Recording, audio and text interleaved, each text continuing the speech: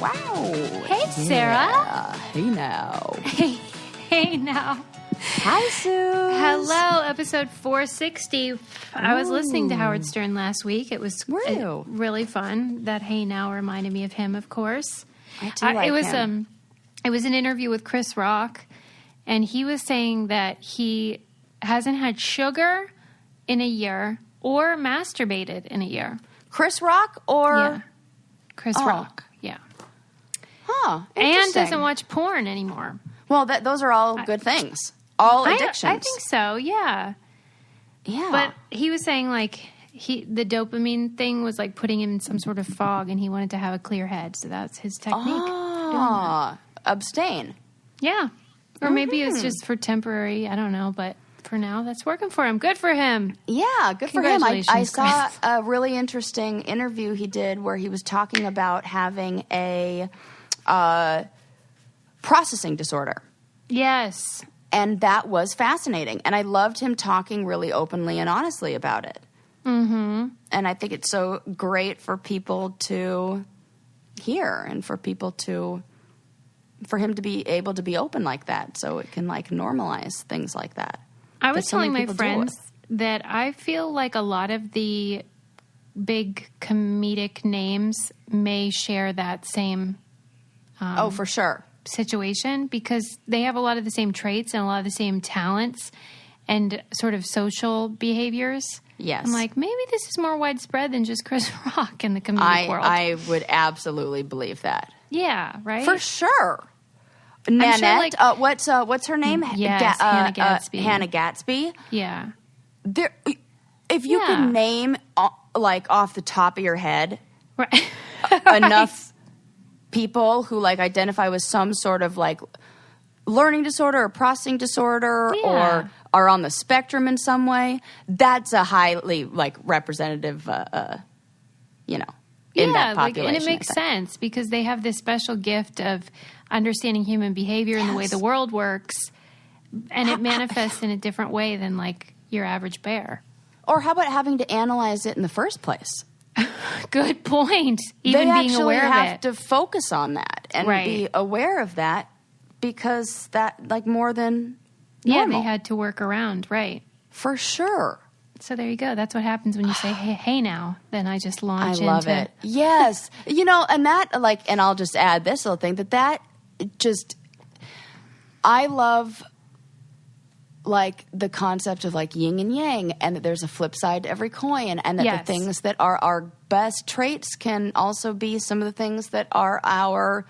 I always say the same thing that makes me hilarious, makes me, like, really can make me... I've been very good at learning how to control it, but nasty in a fight. I read this article years ago about how Brad Pitt once told, I don't know, some journalist that he had bought some famous toilet, like a historically important toilet. I forget the details, but the person writing the article was saying, like, if you were interested in dating Brad Pitt, that would be, like, so adorable and quirky and would make you love him more. But, like, if you were married to Brad Pitt, you'd be like, what is this fucking toilet? And it's often the same things that draw you to a person that you are repelled by eventually later. 100%. Absolutely right. Yeah. So that is, you can't. It's true for everybody. Yeah. You can't, well, you love them and you hate them for the same, like, it totally is. I'm trying to think of something that would be like Well, we just talked about it before we started recording. I was saying how you're so expressive. Oh, and yes. that's what makes you so funny to me. Yep. But it can also seem, I don't know, dramatic or whatever to other people. Like, yes. And way over the top. Oh, my gosh. Yes. I make everything. I can't even help it. Like, my reaction is going to be a big sigh. Over the top. I really should work on that. No, you shouldn't. It's too hard. It's like you can't. It's just about being aware of it within situations, I think. Mm-hmm. do it more for me and maybe Oh, less I always for do. like... I can't. Yeah, of course. I mean, you spend like freaking 10 years on reality television where they're literally paying you your job. You're invited back the better you are at doing that. And then it's like a skill when you get home. They're like, don't do that. Definitely don't do that. Because that's not, well, I guess that's all of reality TV. We do this show because we're still being rewarded for our yes. strange personalities. Oh, that Brad Pitt thing is so funny, though. I'm going to find that article. That was a hoot. It's so true. Imagine, like, being the journalist and pitching the article. Like, I want to write a story about Brad Pitt's toilet and how it relates to his dating life. I love that meme that floats around every now and then that says how, like, Brad Pitt becomes whatever woman he's dating. It's true. I love that about him. It's so funny. That is so accurate, empathy. And he really does look exactly like every woman he dates. That is so funny. We should see what he looks like now and then see who matches it, and we could probably predict who he's dating. Okay, first I need to talk about my joy about the fact that British Baking Show is back on Netflix. Susie! I watched it for the first time. This is everything that television, reality TV should be. Yes. My heart, this. Yeah. Yep. You know, I know Chris Rock has given up sugar. Right. But I hope he hasn't given up watching people cook it, because that is the cure for everything. And it is so adorable. What's your favorite part? So, I mean, I'm a big fan of the show. And so I was excited to watch it. And we sort of made a big thing about it, because you got to make a big thing about stuff like that these days. Yes. And we turn it on, and I kid you not, within 1 minute of that fucking first note of the theme song, I was crying my eyes out. Oh, Susie, I love you. Because it, to me, represents the best of us. And it also really hit home what a deficit we have been in this year of joy and hope and love and kindness and civility. And that was when it hit me, like, we are all having collective trauma, and things like this show shouldn't make us this happy, but they must, because it's all we have. Oh my gosh, I get it. What do you think? I agree. I cried when I received the Tiny Chef plush doll in the mail. No. Yes, I did, Suze. See, and then I tried to cover thing. it up. Like, I tried to, like, hide that I was crying, and, like, I, like, got up and, like, went to the bathroom and, like, blew my nose and was like, allergy, or, like, you know, one of those. And, like, this is me who, like, does not embarrassingly cry. But I was like, I don't know if I'll be able to explain away, like, crying over receiving a Tiny Chef plush doll. But like, he says 25 different phrases. I get it. Because I get it. That is something that brings you comfort and joy. Yes. And receiving that, it just all comes at once. And I know a lot of people who haven't watched the baking show yet who would be like, what is the big deal about the show? Everyone makes such a big fuss about it. That was me 1 week ago. Okay, now you feel the same? I'm fully converted. I am mad that it's like finding the... I don't know. What is it? Finding like the best restaurant in your neighborhood that was always there that you didn't even know, and you're like, God damn it, I could have been having this delicious food, and I ate that crappy food at that other restaurant, you know? And you can't be too bummed about what you didn't know. You only know what you know. It is like that. Please watch it, everyone. It's so wonderful and charming. And it's not... I feel like the girl from season 7 got robbed. Which one? Spoiler alert. Wasn't her... No, not... Is her name Susie? No. It wasn't Susie. It was... Kim Joy? No. Oh. Oh, no. That's season 6. The season after that. You know them all? Well, only because I watched the one season and I was like, oh my God, this is the greatest thing ever. And then I've just barely started season 6. I've only been one season in. Well, and I don't want to give the impression that it's sort of like overly sweet or saccharine, because it isn't. It's like the not. hosts are very funny. There's a lot of wit and, like euphemisms and just, it's not silliness. Reverent. Yeah. And so I think a lot of people think when we say it's nice and people are kind to each other on the show that they think, oh, it's going to be like Sunday school or something. But it's not. No, it's not. It's just... I was totally going through all of these different thoughts. It's so funny that we end up like watching these things and like having these conversations about it. Because as I'm watching this, I'm thinking like, what's different about this reality show? What is it that I love? Is it the guest? Is it the format? And it feels like there's never a low blow. No. There's always support. And then I was wondering, is it that bakers, the people who bake, just are nice people? I would say maybe, but also casting, of course, has everything to do with it and the intention of the show. Their intention isn't really to make people fight. Their intention is, yes, to have good storytelling and drama, but that can come just from baking a pie. Anybody that bakes a pie knows how tense that can be. Oh, my gosh. It really is tense. And, like, anything can go wrong. Oh, my gosh. And some of the technical challenges they give them. And I'm learning so much. Like, they don't rely on pitting the contestants against each other as a sort of cheap way to get drama. Right. Really, the contestants are up against the pastries themselves and the desserts and themselves. Right, the ingredients. Yes, the ingredients. And they're all cheering each other on and they want each other to do well. That is and it's genuine. Yeah. I'm like, oh my God, these are the sweetest people. Her name's Steph. Do you remember that season? Yes, she's so great. She's the greatest in the world. And I never wanted a single...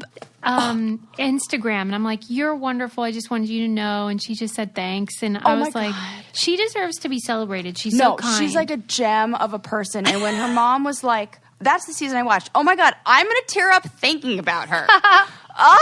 And when her mom was like, she's had a really rough past year, and I could just imagine the kind of place that she was in. And she looks like when she got so down on herself, she looks like the kind of person, or seems like the kind of person who would be like self-defeating or thinking like, and then she just, and then when what's his name, Noel came over and would be like, just keep going. Yeah. You're okay. And then everybody was supportive, and it was like, oh, my heart, I can't take it. And they all just cared. It's the best. I know. It's the best. And she's the opposite of who would normally be cast because she's not grandiose or... Oh, so humble. Yeah. She's just fun and sweet and a good baker. And it made great television. Yeah. You can do it, casting people. Yes. That's the best. Another thing you can definitely do, because it's so easy, is make HelloFresh meals. And you should be doing this. Sarah and I, before we started recording, we were just talking about how sick of cooking we are. The worst. I'm sure you guys are too. All the cleanup, all the shopping.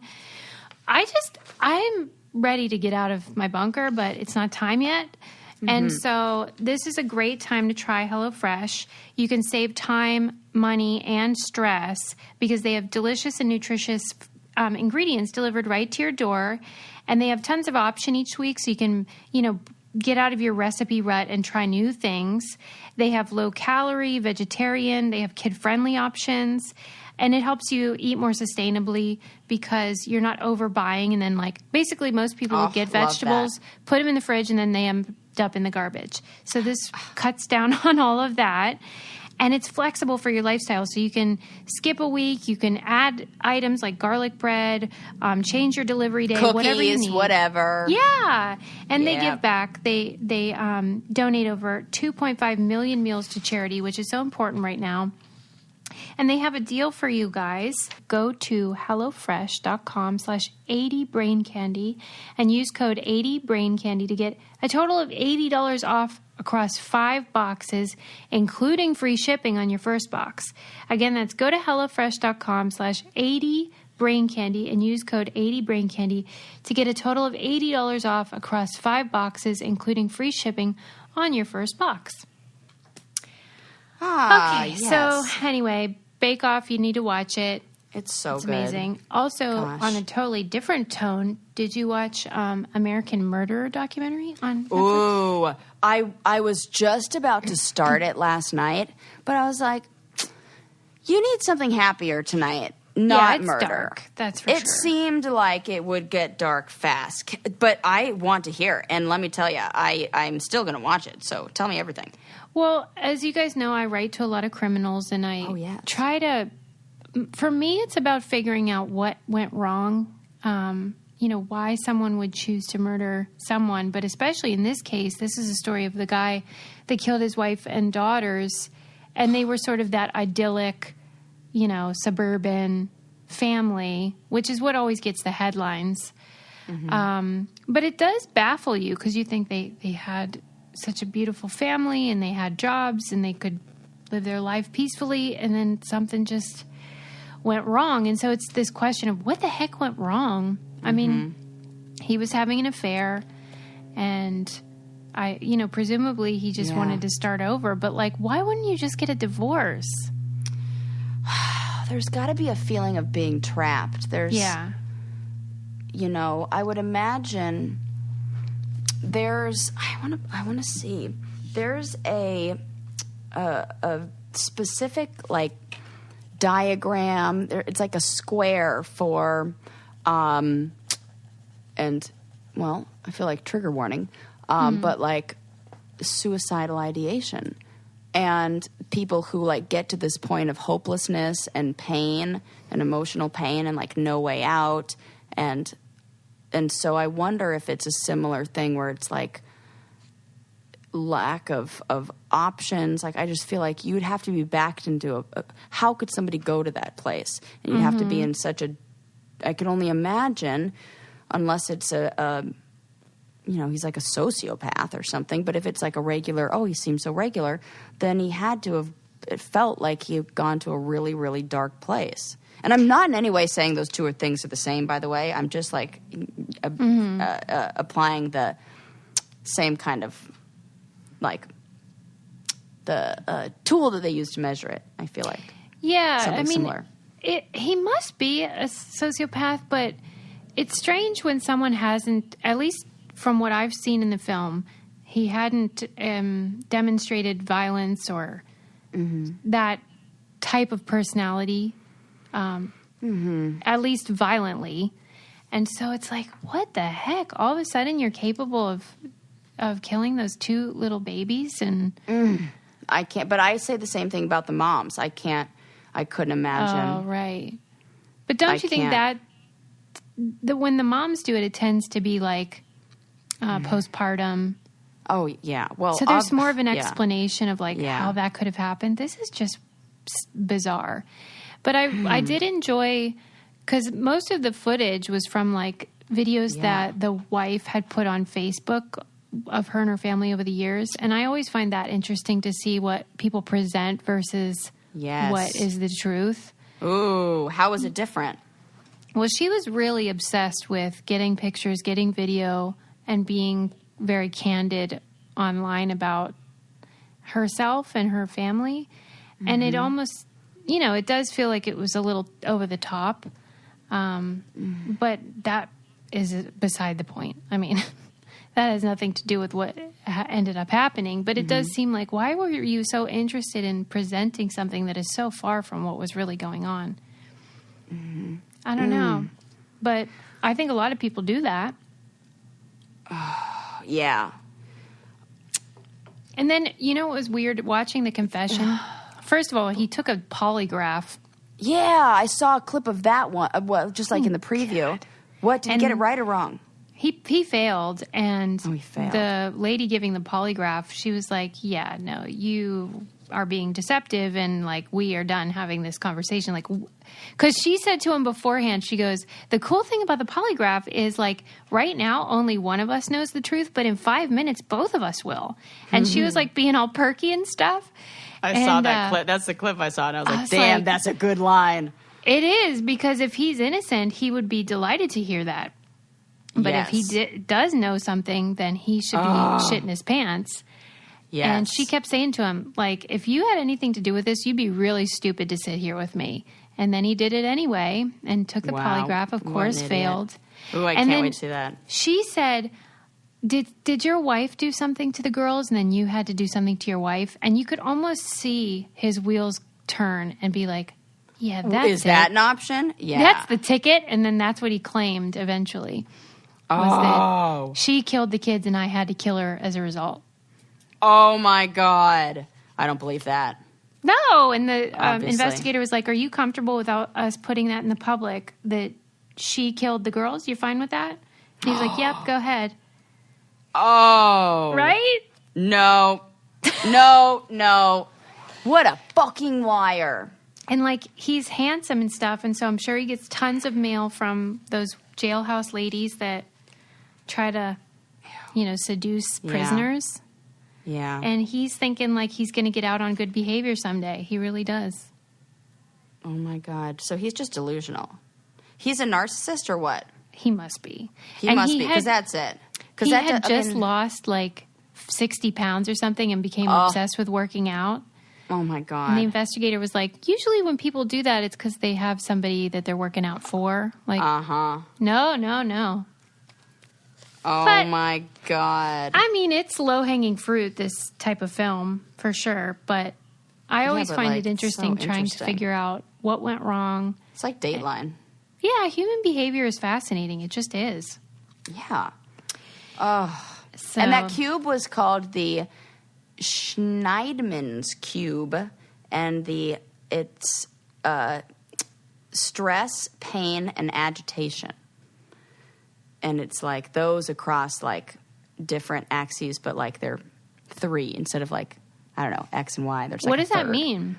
So like when there's high pain, high stress, and high agitation, the likelihood of an extreme scenario is more likely. Okay. So we have to work on bringing down the stress, bringing down the agitation, or bringing down the pain too. So if he felt like agitation and stress and then pain of like, I'll never be able to leave this and I don't want to be in this relationship. I'm stuck. And, I'm stuck. Then I think it, makes people go to extremes. And so focusing on bringing those things down, I think when you were looking for like, what is it? What is that thing? That, I mean, I don't know. That's all I got in my... Yeah. Well, one thing that helps me deal with my stress is using Noom, which is a wonderful app that helps you be accountable with your goals and your behavior. They have like a cognitive behavioral approach. So you tell them what you are interested in changing about your life or keeping yourself on track. And you have someone that will hold you accountable. They'll send you articles about how to make good choices and improve your self-worth and your mood and anxiety, which so many people are struggling with. So I like to give suggestions like this on what might work for you. And Noom is a great option. As I said, many of our brainiacs are using it and finding it really helpful during this time. But it doesn't demand much of your time. It's like 10 minutes a day. It's no big whoop. And there's a science to getting healthier. It's called Noom. Sign up for your trial today at Noom, Noom.com/braincandy. What do you have to lose? Visit Noom.com/braincandy to start your trial today. That's Noom, Noom.com/braincandy. I have noticed even my son, he's like, can't go out and play in the parks, doesn't have his friends because it's, not safe. So he's just like becoming more of a couch potato. Mm-hmm. And I think a lot of us are. Yeah, myself included. We're moving less and we're home more, so you snack and all that. So I think a lot of people are looking for maybe how to get back on track. Oh, for sure. I need that too.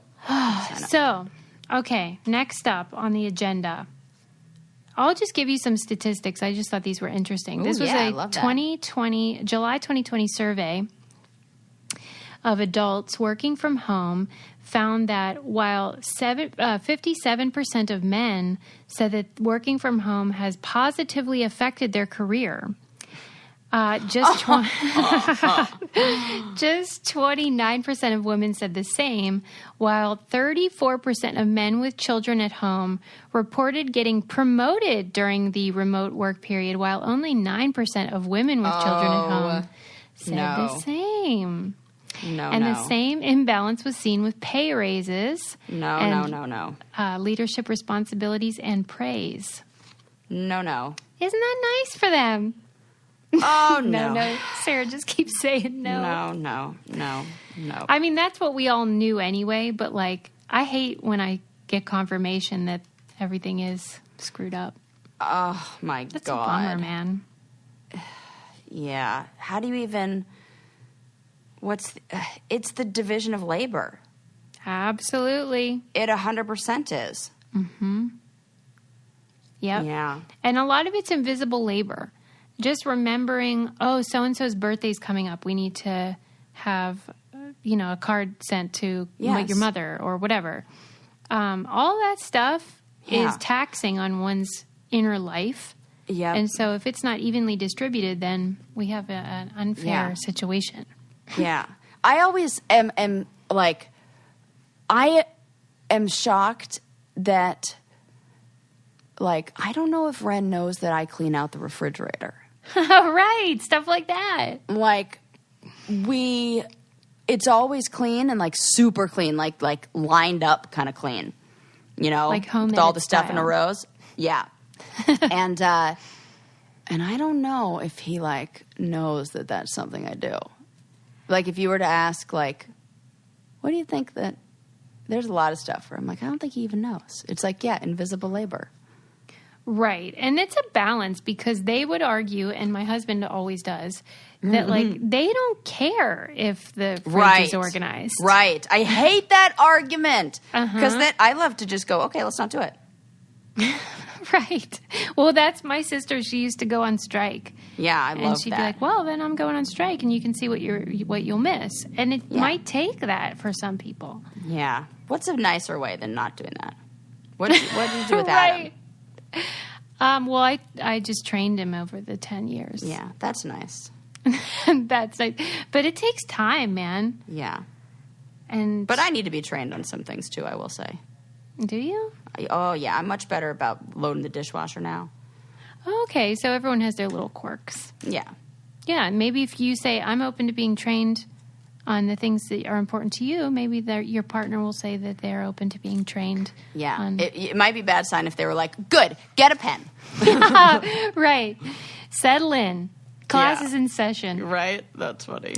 Hey, well, it's still hot out here in LA, but I know for most of the country it's getting cooler, but there were those really, really hot days out here on the West Coast. Yeah. And there are these doofuses that are called fucking heat tourists. No.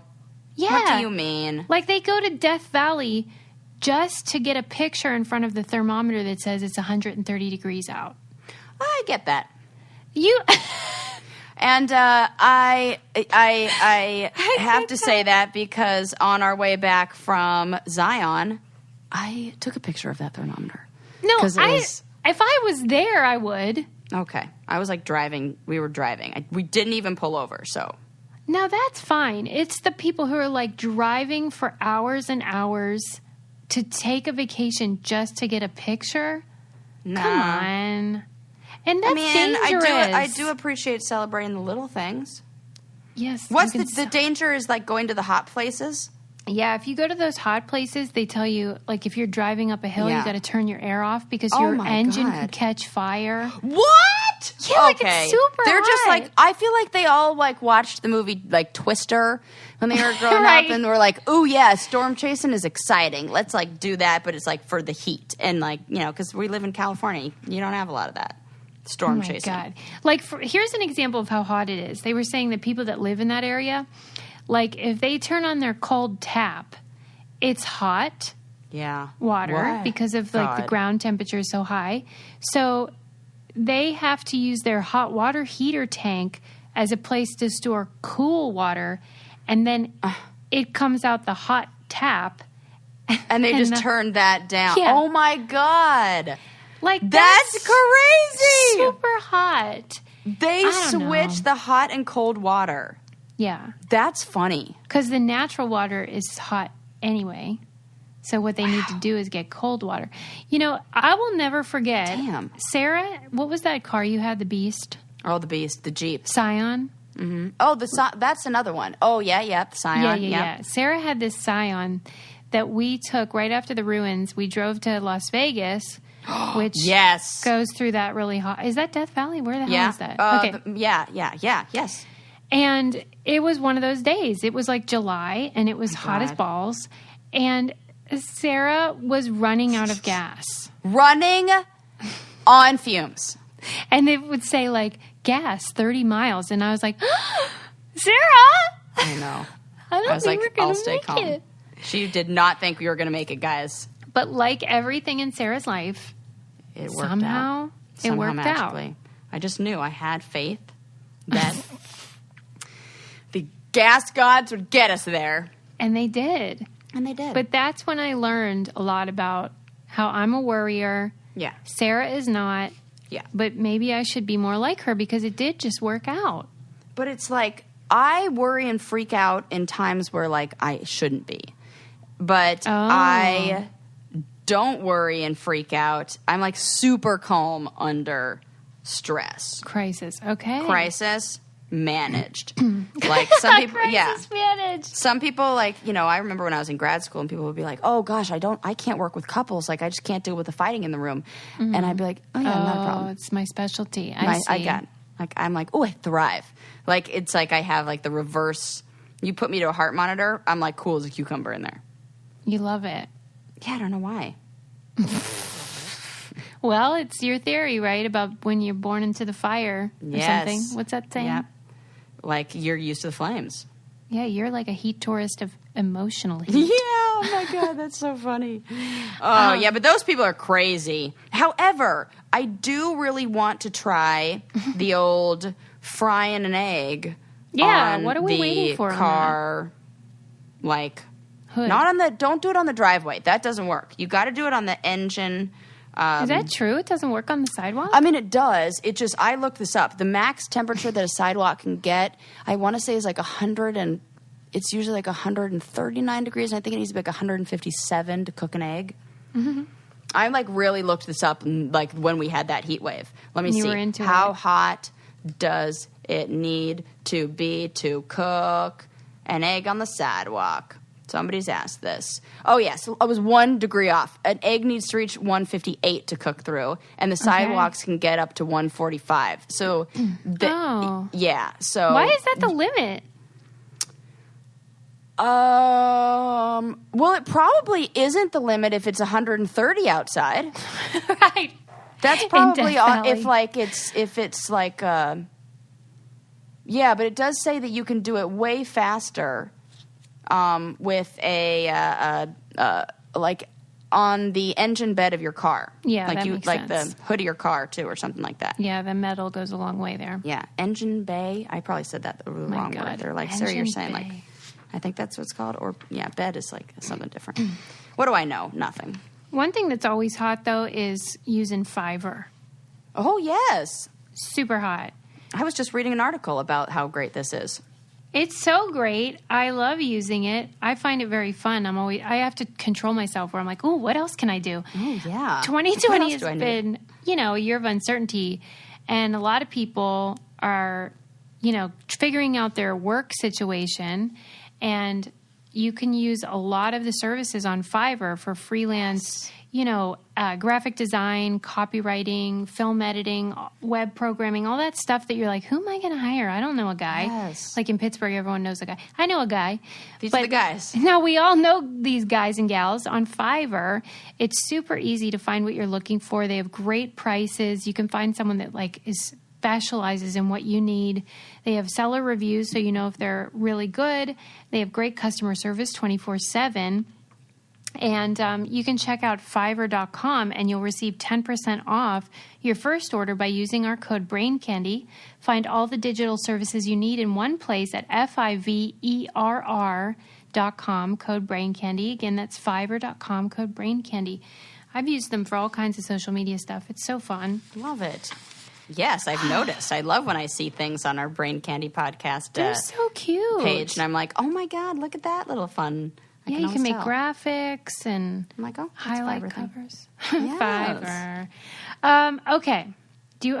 Mine are all depressing. I was going to be like, do you want to know about death by loneliness? Oh my God. What? Tell me about that. Sad? Okay. No, because I first tell me what I feel like it's person specific. Well, that's probably true. I'm sure for some people it's more pronounced than others, but I was shocked at the sort of statistics. It said loneliness mortality is equal to smoking. Whoa. And twice as deadly as obesity. Yeah, I can see that. Like, I mean... Well, I read I feel like we talked a long time ago about how the greatest predictor of health is how many friends you have after the age of like 55 or something like that. Mm-hmm. So yeah, it kind of points to that. It breaks my heart because this has been such a lonely year for so many people. Yeah. But the amount of time you spend on social media is inversely related to how happy you feel. Uh-huh. Which is interesting to me for two reasons. First of all, you can kind of measure your own mental state by seeing how much time you're spending online. But also just think about who else you're exposed to on there. Other people who are also lonely and maybe sad. Oh, God. Right? So it could be reinforcing in that way. It for sure is. Yeah. And then, because I am a big believer in the energy people bring to a room. Yeah. And I think that can apply to social media as well. Like you can pick up on someone's energy even digitally. Yes. I even feel like the colors that they use and like the messages that you see. Mm-hmm. And remember when we read, okay, go ahead. No. Remember when we read that thing? You said that there was a study done and the people who post like inspirational or aspirational memes are the ones who have highest rates of depression. Yeah. So we're seeing a lot of that. Well, I think a lot of people post this stuff that helps them. Yeah. They're not thinking like specifically, I think everyone needs to see this maybe. Maybe that's a side effect too, but I think they're thinking... like when I was asking, okay, so Handmaid's Tale or Hunger Games? Which one do you guys pick? Well, I'm asking for 2021. Right. It reflects your state of mind at that time, right? Yes. Yeah. For sure. Well, and they did this study that showed that lonely people tend to have what they call micro awakenings in the night. Yes. And they were saying that it suggests that your brain is on alert for threats, like your fight or flight thing is kicked in. Oh, my God, because you're alone and nobody else is there to also protect you. Right, and loneliness has everything to do with survival, we're seeing. So your body's like, oh, we're being threatened, like we need to make sure we're on alert all the time. That's terrible. Wow. Well, and then... because all of this stuff, you have to like put all the pieces together. Mm-hmm. And like hopefully through it, there can be like a little bit of like compassion and understanding. Yes. Then the other thing I think about is how that would affect your REM cycles and your ability to sleep and how we talked about up your thoughts. And how people who are more anxious and are have lower like self-esteem or feelings of self-worth and have higher rates of like guilt and shame and stuff like that, that's higher when they have those sleep disturbances because you need that to kind of like prune the unimportant thoughts away. Yes. It's all related and interconnected. So you can't even just try to fix one thing. You sort of have to look holistically at your mental state in your life in order to make any improvements. Because you're right. Like evolutionarily speaking, if you got separated from your tribe, which is what loneliness is, then you're going to have to wake up more in the night to make sure no one's trying to fucking kill you.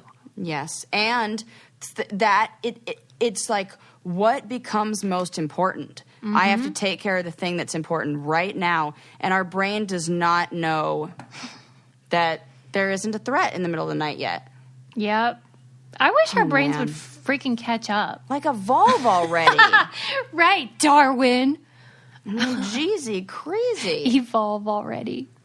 Yeah. It's hilarious. But true. That's how I feel. I'm like, all right, we're ready for you to fix all this shit. Come on. You told me we get rid of like, here's what I heard. No more pinky fingers, no more baby teeth, or no more wisdom teeth, no more appendix. Yeah. We don't need that. I don't need goosebumps for sure. Oh, yes, you do. No, you don't. Yeah, you do. I have a whole thing on that. Oh, God, I have to go way back in the archives. Well, I know I have this article that I've been meaning to share. I believe that they showed why we have them, what they were useful for at one time, but they are no longer helpful. They are definitely not keeping you warm. Yeah, that's true. And that's what they're trying to do. Right. Good effort, everybody. Yeah. But you can keep those geese right away from me. Yeah, you're right. And even like they say, well, you know how hair is about scent, like pubic hair. Oh, yeah. But like they're even kind of baffled about eyebrows and eyelashes. They're like, yeah, I can keep a couple things on your eyes, but it's like no big whoop. And yet there they are, hanging out. There they are. Yeah, I think eyebrows were or are there to signal expressions, like to be able to read expressions from farther distances. Oh, okay. Well, I like that. Yeah, I don't have any really studies that show that, but I well, feel that makes like sense, though. That is my theory. That's like because like people are almost unrecognizable without eyebrows. Yeah, remember when we read that if you eliminate the eyes, people can still recognize celebrities, but if you remove the eyebrows, it's really hard for people to know who it is. Okay, so that makes total sense. I'm going to stick with that theory. Is totally correct. Yeah, I like that. Prove me go wrong. For that too. No, I'm into that one. Right. Prove me wrong. Prove me wrong, people. Okay. That's like my thing now. Do you want to talk about? We could talk about Japan's love-hate relationship with cats. Oh, yes. I like that. Okay, you're into that. So it is kind of quirky how they're like certain cultures have affinities for certain animals and things, but the Japan cat thing, I read the article and I'm still like I don't get it. Like so they don't like them. Well, they like them, but they also hate. are suspicious of them. Who isn't? Right, that's just good sense. Yeah, I mean, have you met a cat? Right. So they're suspicious of us. Yeah, we're not the feeding problem off here. their energy. We are not the problem here. It's the cats. Cats are gaslighting us. I should say that I'm a dog person. I love cats, but they are gaslighters. They are definitely gaslighters. Oh my God, that's so funny. The first noted cat was in Japan in 889 in the Common Era, and by the 12th century, they were everywhere. They were just like taking over the goddamn island. And that's right about the point, like when they were everywhere, that when Japanese writers started bestowing them with magical powers. Oh, I have seen these stories. Oh, really? I hadn't. That's cool. Oh my gosh, I remember this book from when I was a little kid about a cat that was like really powerful. Oh my God. Oh, that's fun. It's like coming back to me, and I remember the art was all old Japanese art. Yeah, and they said it was in conjunction with a great artistic development at that time. So I think there was like an overlap there. And that was probably like the kids' version of that, you know. Yeah, like that mom trend. was an art teacher. Yeah. Because it sounds to me like art was really in a moment of development at the exact moment that cats were like taken over. And so it just got infused with each other. But they also said, this was hilarious, Japanese houses at that time were mostly lit by fish oil lamps. And so the cats were like super into it. Oh my God, of course they were. And all those koi ponds everywhere? Hello. Yeah. It's like lunchtime. And they would like lap up the oil, and at night in the glowing lamplight, they cast these huge shadows on the wall, which is adorable and spooky. Yes. Spooky. Got to get one in every episode of Halloween or in October. Exactly. And they felt like they were morphing into these massive creatures standing on their hind legs as they stretched.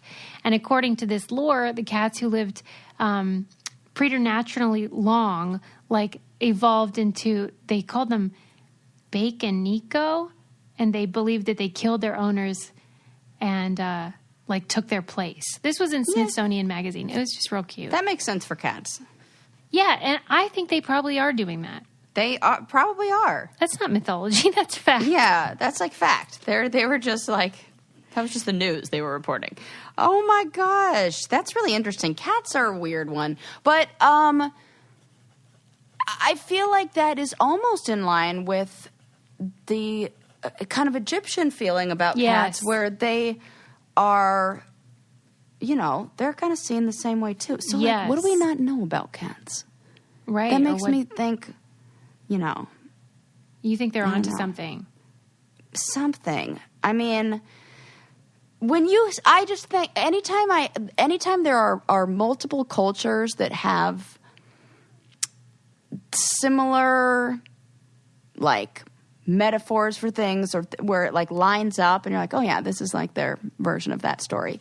I'm always like, okay. Yeah, there's something like there's to all this. those creation myths and even like the Great Flood, there's several different myths. Yeah. So like that shows me that there's some message that there's some that is trying to be and that is the way that they're choosing to like represent that or answer that. And so I'm like, what is it about? I just want to know. I just want to think about why multiple ancient would look for an answer about something in felines. Yes. Yeah. Exactly. Makes me curious. Yeah, it's really cute. Or there were just a lot of fucking cats on that island, like kind of like snakes, and what do I know? Okay, one more thing before we go. Sarah had watched the Rubik's Cube documentary. I still haven't seen it, but I'm going to. You loved it, right? I loved it so much. And then I read this article about the Rubik's Cube inventor, so I thought I would supplement Sarah's documentary discussion with this. He's real quirky and cute, and I really liked the article. It was in the New York Times. And he always talks about how the Rubik's Cube loves attention, but he does not.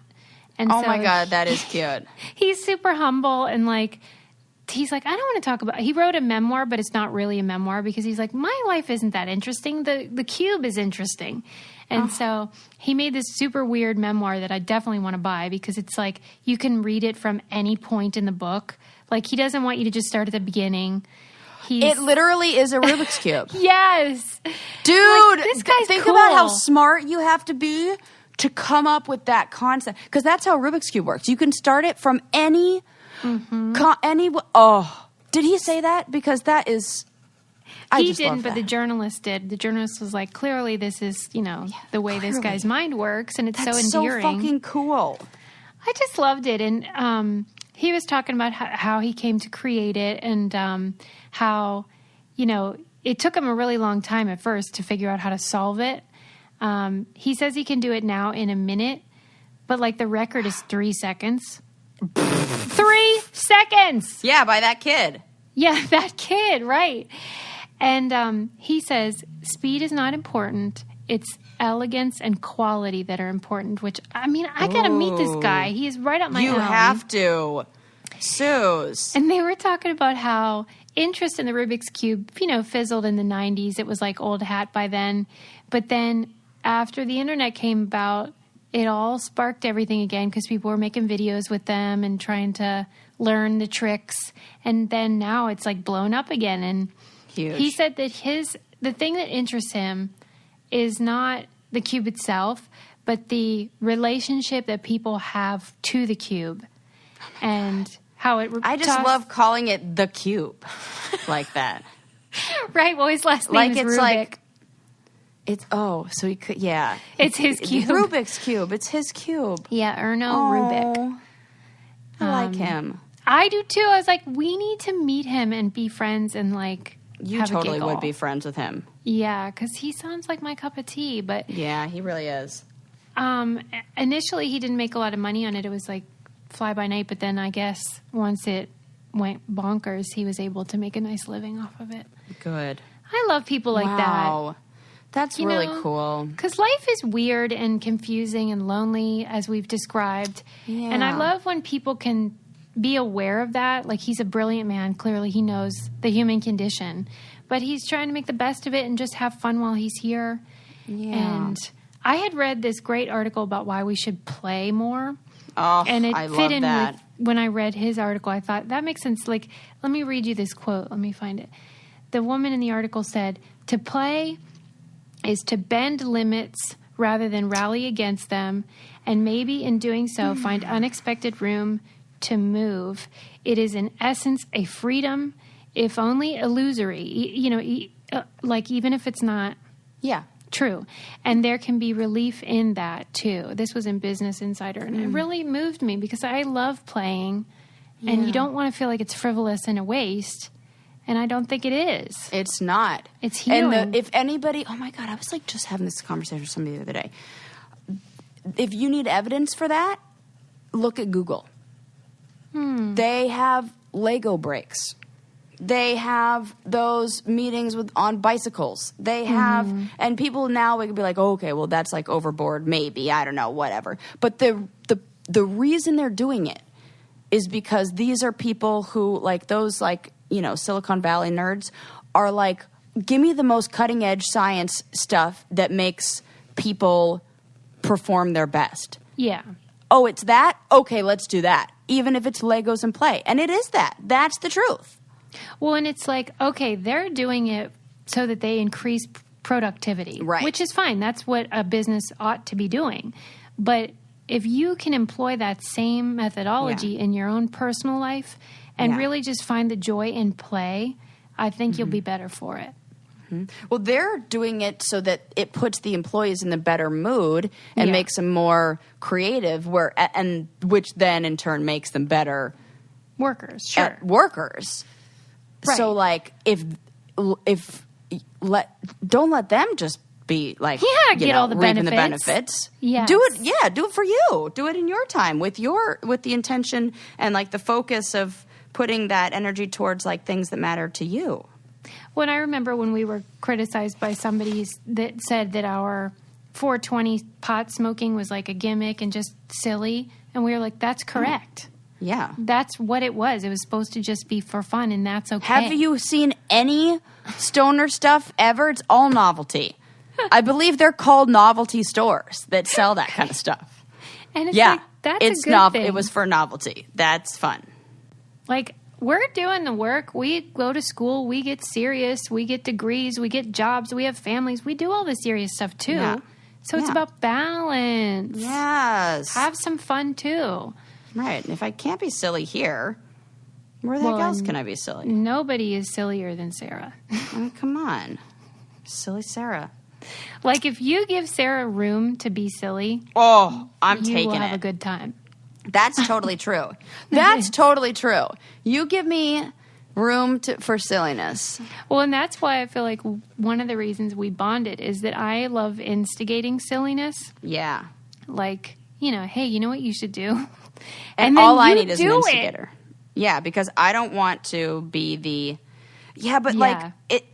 Because I know that your silliness is like lighthearted, fun silliness. Yeah. It's like when I was growing up, my mom used to take us to fancy hotels and we would play Truth or Dare.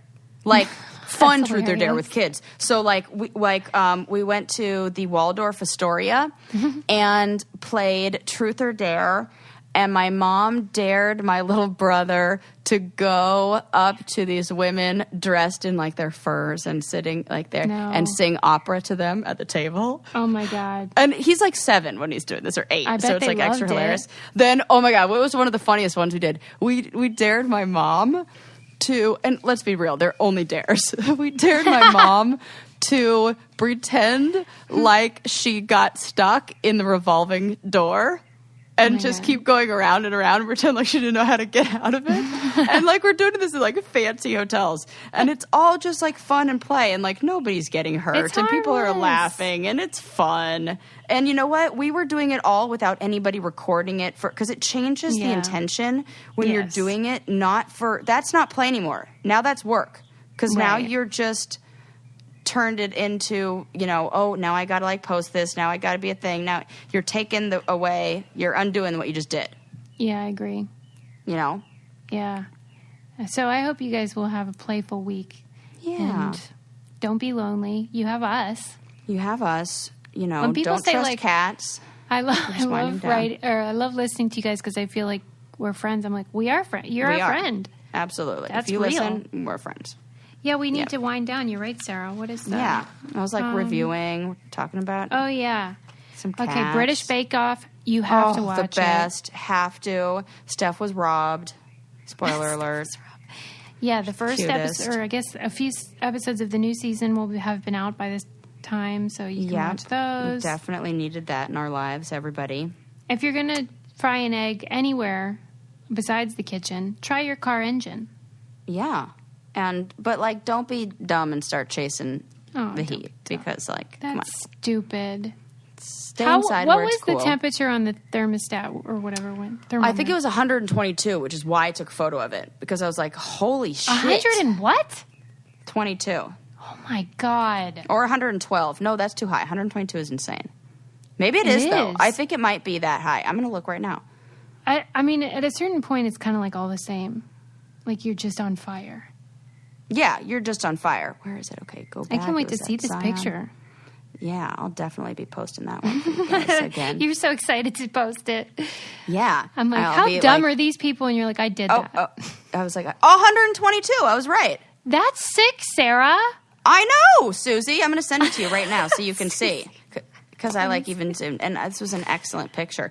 And the funny, it's in Baker, California, which is also. Oh, I love that. Yeah. Baker, California has the world's tallest thermometer. Wow. That is sick, man.